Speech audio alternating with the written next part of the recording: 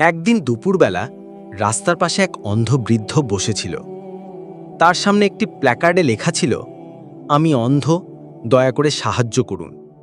লোকজন পাশ কাটিয়ে যাচ্ছিল, কেউ কেউ কয়েন ফেলছিল, কেউ পাত্তাই দিচ্ছিল না।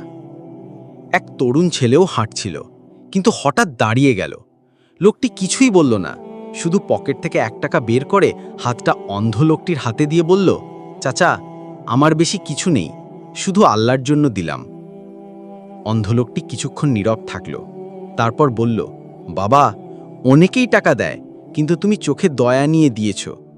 আমি চোখে দেখতে পাই না, কিন্তু মনের চোখে তোমার আন্তরিকতা দেখতে পেয়েছি। ছেলেটি চলে গেল। পরদিন সেই ছেলেটি হঠাৎ একটি চাকরির ইন্টারভিউতে ডাক পেল, যেখানে আবেদন করেও সে আশা করেনি।